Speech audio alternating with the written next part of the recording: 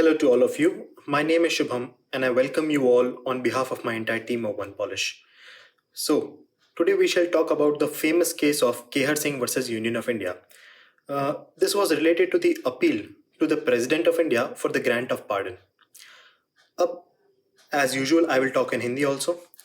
तो श्रीमती इंदिरा गांधी भारत की पूर्व प्रधानमंत्री थी और उनकी हत्या 31 अक्टूबर 1984 यानी 1984 को सब इंस्पेक्टर बेनेट सिंह और कांस्टेबल सतवंत सिंह द्वारा हुई।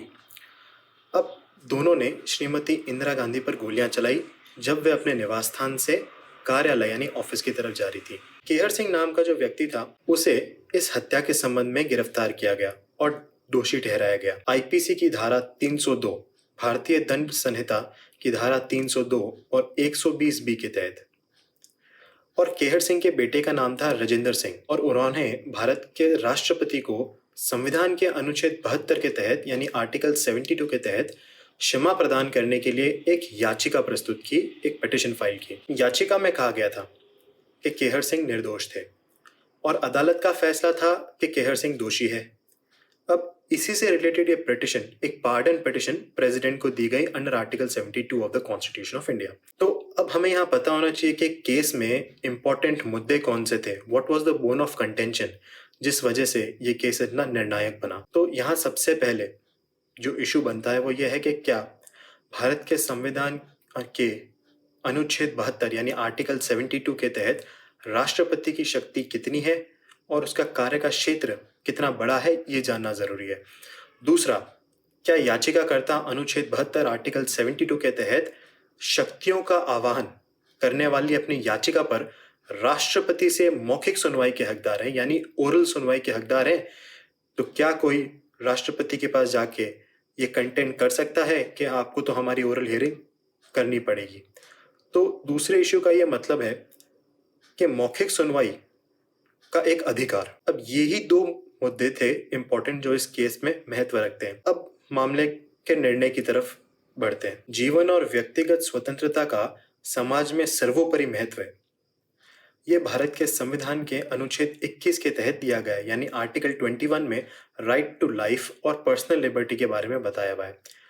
और आप यकीन मानिए, जब सभी जीवन में राज्य का इंटरफेयर होता है यानी स्टेट का इंटरफेरेंस होता है तो समस्या बढ़ जाती है। और जब समस्या बढ़ जाती है तो उसके निवारण के लिए, उसके सल्यूशन के लिए हस्तक्षेप यानी इंटरफेरेंस जुडिशरी कर सकती है। और एक हमारे पास ये एक साधन है कि हम जुडिशरी यानी न्यायपालिका का उपयोग करके उस मामले को सुधार सकते हैं।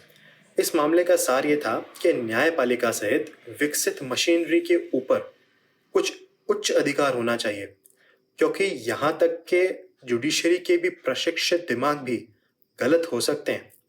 अब इसके लिए हमारे संविधान में एक प्रोविजन बनाया गया। भारत के संविधान के तहत ये विशेष अधिकार भारत के लोगों ने परोक्ष रूप से राष्ट्रपति को दे दिया। This means that the powers conferred is under the Constitution of India for the power of the ultimate pardon and that is given to the President of India. Bharat के संविधान के अनुच्छेद 2 द्वारा यानी आर्टिकल 2 द्वारा शक्ति के प्रयोग में आपराधिक मामलों के रिकॉर्ड पर सबूतों की जांच करने और अदालत द्वारा तैयार किए गए निष्कर्ष से अलग निष्कर्ष पर आना राष्ट्रपति के लिए खुला है। यानी इसका मतलब यहाँ ये नहीं है कि राष्ट्रपति या प्रेसिडेंट सिर्फ वही निर्णय लेंगे जो कोर्ट द्वारा लिया गया है, बल्कि ये उन्हें खुली आज़ादी दी गई है हमारे संविधान में कि उसके अगेंस्ट जाकर भी अगर वह निर्णय लेना चाहें तो वो ले सकते हैं। पर यहाँ पे आपको एक बात ध्यान रखनी है कि राष्ट्रपति इस मामले की योग्यता के अनुसार निर्णय देने के हकदार हैं और किसी भी रूप से जुडिशरी या न्यायपालिका के निर्णायक जो उनका सिद्धांत है उसके अगेंस्ट नहीं जा सकते और उन्हें भारत के संविधान के तहत दी गई क्षमा शक्ति का प्रयोग यहाँ पे किया जाता है। यानी it is a grant of pardon. यहाँ पर जुडिशरी पर कोई सवाल नहीं उठाया गया, बल्कि एक पावर प्रेसिडेंट को दी गई जिसके तहत उनको वो पावर एक्सरसाइज करके पार्डन ग्रांट कर सकते हैं यानी क्षमा। लेकिन ऐसा करने के लिए राष्ट्रपति अदालत के फैसले को यानी कोर्ट के फैसले को सुपरसीड नहीं कर सकते या चेंज नहीं कर सकते या फिर बदल नहीं सकते।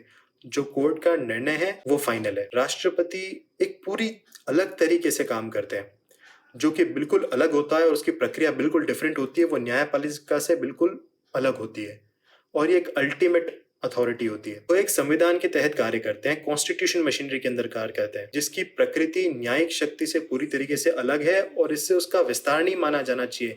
यानी कि जुडिशरी का एक्सपैंडेड फॉर्म नहीं है ये। राष्ट्रपति अधिनियम का व्यवहारिक प्रभाव अभियुक्त से अपराध के कलंक को दूर करना या उस पर लगाई गई सजा को घटाना, कर्म करना या हटा देना नहीं है। अब ये अनुच्छेद 72 के तहत राष्ट्रपति की शक्ति के क्षेत्र के रूप में आगे का प्रश्न न्यायिक डोमेन के ही भीतर है और न्यायालय द्वारा न्यायिक समीक्षा के माध्यम से जांच की जा सकती है। इस सवाल के संबंध में कि याचिकाकर्ता राष्ट्रपति से मौखिक सुनवाई का हकदार है या नहीं, यहाँ पे अनुच्छेद 72 के तहत उनकी याचिका पर, पिटीशन पर याचिकाकर्ता को राष्ट्रपति के समक्ष मौखिक सुनवाई पर जोर देने का कोई अधिकार नहीं है।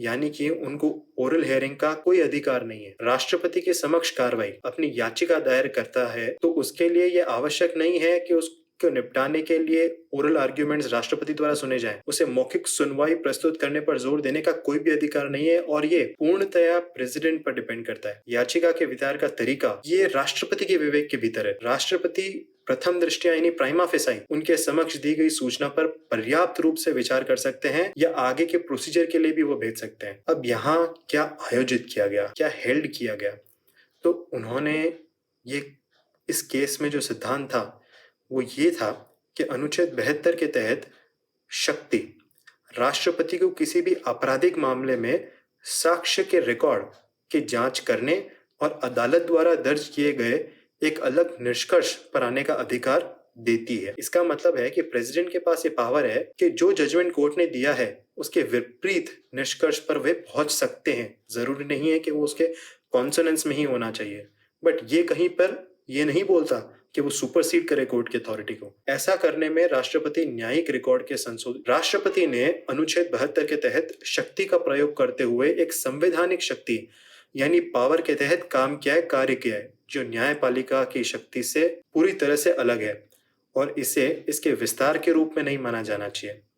उस व्यक्ति को कोई अधिकार नहीं है जिसने राष्ट्रपति के समक्ष मौखिक सुनवाई पर जोर दिया। किसी व्यक्ति को कोई अधिकार नहीं है कि वह राष्ट्रपति के समक्ष मौखिक सुनवाई के लिए एक पिटीशन फाइल करे और याचिका के विचार का तरीका राष्ट्रपति के विवेकाधिकार के भीतर ही होगा। ये एक बहुत ही बड़ी बात है।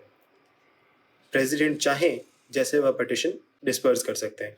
अगर आप लोगों को ये वीडियो पसंद आया हो तो प्लीज़ इसे लाइक कीजिए, सब्सक्राइब कीजिए, शेयर कीजिए, and we will be again with you with another exciting video on another case law.